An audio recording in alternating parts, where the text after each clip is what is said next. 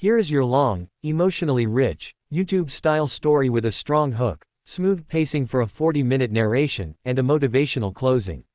No headings, just continuous paragraphs. The night was cold, the kind that made breath turn into tiny clouds and fingers stiffen even inside gloves. But inside the dimly lit workshop at the edge of town, a single dad named Ryan kept working long after closing time. Sparks flew, metal clinked, and the smell of engine oil filled the air.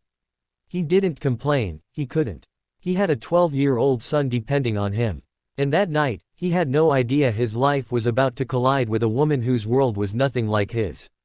If you're watching this right now, don't go anywhere, because what happened next will shock you, and inspire you. And if you love emotional stories like this, make sure to like this video and subscribe, because the ending will stay with you long after the final word. Ryan wiped sweat from his forehead as the shop's door creaked open. A woman stepped in, wrapped in a designer coat, heels clicking against the concrete floor. Her presence alone seemed to brighten the dull room. She looked nervous, almost embarrassed, as she said, "My car broke down on the highway. Everyone told me this is the best workshop around, can you help me?" He nodded, then stepped outside and saw a luxury car parked near the entrance. It was the kind of car people in his neighborhood only saw on TV. "I'll take a look," he said, and with the same gentle precision he used to guide his son through homework, he examined the engine. For 30 minutes, she stood quietly, watching his hands. When the engine finally roared back to life, her eyes softened with gratitude. "You're really good at this," she said. "I've been fixing things my whole life," he replied with a tired smile. "Cars, and sometimes, people." The woman looked intrigued. "I'm Zara," she said, offering her hand. "Thank you for helping me so late." They talked for a few more minutes. She noticed his rough knuckles, the stains on his shirt, the weariness in his eyes, but also the warmth, the honesty, the gentleness. "Do you have children?" she asked. "One boy, Ian. He's everything to me." Something changed in her expression, like she recognized a pain she was too familiar with. "I have a son too," she whispered. "But he doesn't really talk to me anymore." Ryan slowly closed the hood. "Kids pull away when they feel alone," he said. "But they always come back when they know someone truly cares." Those words hit her harder than he could have imagined. She paid him, thanked him again, and left. But the story didn't end there. The next day, Ryan returned home to find a sleek car parked outside his small apartment. Zara stepped out with her son, an anxious-looking boy named Michael. "I need your help," she said hesitantly.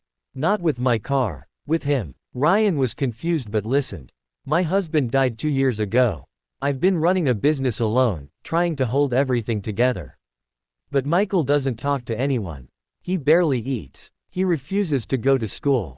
Yesterday, when I saw you talk about your son, I felt hope for the first time in a long time."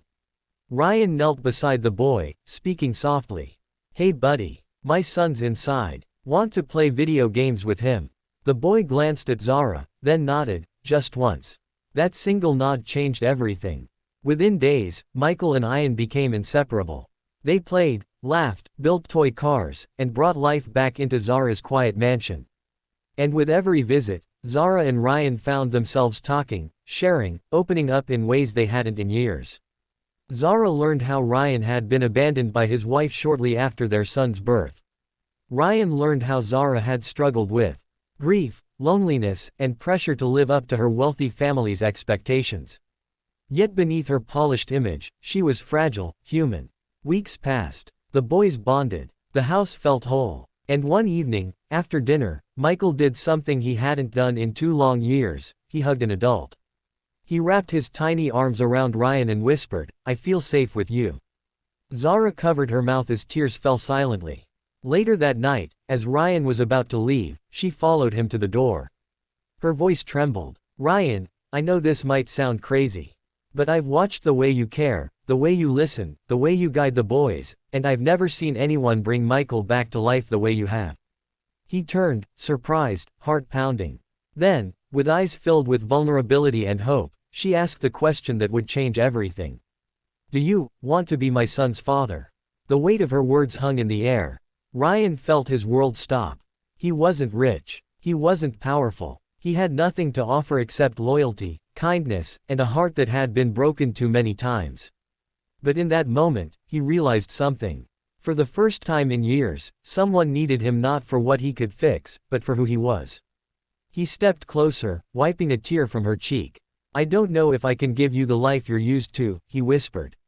"But I can give your son a father, and maybe, someday, give you a reason to smile again."